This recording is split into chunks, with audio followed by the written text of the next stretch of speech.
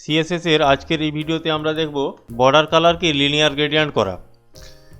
তো আমি এখানে একটা HTML পেজ বানিয়ে নিয়েছি আর একটা ডিভের মধ্যে একটা প্যারাগ্রাফ ডামি প্যারাগ্রাফ রাখা রয়েছে আর একটা বর্ডার নামে সিএসএসকে জুড়েছি আর সিএসএস এর মধ্যে এইসব লেখা রয়েছে। তো এখানে ব্যবহার করা প্রত্যেকটা কোড আমরা আলোচনা করেছি আগে, জানি। তো আজ যেটা ব্যবহার করব সেটা হচ্ছে বর্ডার ইমেজ। বর্ডার ইমেজ লেখার পর আমরা এখানে দেব লিনিয়ার গ্রেডিয়েন্ট। তো লিনিয়ার গ্রেডিয়েন্ট লেখার পর ব্র্যাকেট স্টার্ট করে আমি কালারের কিছু নাম দেব, রেড, গ্রিন, আচ্ছা এই দুটোই থাক, ব্র্যাকেট ক্লোজ। এবার স্লাইসটা দেব, স্লাইস অর্থাৎ বর্ডারটা। তো এই স্লাইসের ব্যাপারটা কি আমি এটা পরে আলোচনা করব, যখন আমরা বর্ডার ইমেজটা আমরা কোনো পিকচার দেব তো সেই সময় এই স্লাইসের ব্যাপারটা আমি আলোচনা করে দেবো আরও। তো আপাতত আমি 20 রাখছি। এরপর এটাকে সেভ করব, দিয়ে যেই রিলোড করব আমরা দেখতে পারবো এরকম বর্ডার এসছে।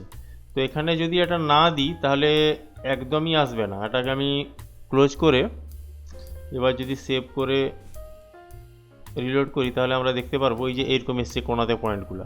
তো তার জন্য এটাকে দিতে হবে।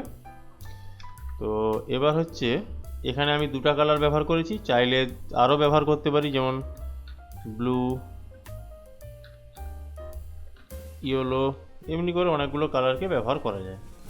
তো যেই রিলোড করবো আমরা দেখতে পাচ্ছি রেড, গ্রিন, ব্লু, ইয়েলো সব এসছে। এছাড়া এখানে আমরা টু রাইটও ব্যবহার করতে পারি।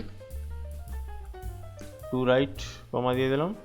এবার আগে দেখছি যে উপর থেকে নিচের দিকে এসছে, এবার রাইটের দিকে আসবে, এই যে এই দিক থেকে এদিকে যাবে। তো এইভাবে করে আমরা লিনিয়ার গ্রেডিয়েন্ট ব্যবহার করতে পারি। এছাড়া এখানে আমরা কোনো ডিগ্রিও ব্যবহার করতে পারি, এই যে এরকম কোণার দিকে চলবে। তো এইভাবে করে আমরা লিনিয়ার গ্রেডিয়েন্ট ব্যবহার করতে পারি, একের অধিক কালার আমরা দিতে পারি। তো যাই হোক, এই ছিল আমাদের বর্ডার ইমেজের লিনিয়ার গ্রেডিয়েন্ট। এর পরের ভিডিওতে আমরা দেখব বর্ডারে ইমেজ কী করে ইউজ করা হয়। তো আজকের মতো এতটাই।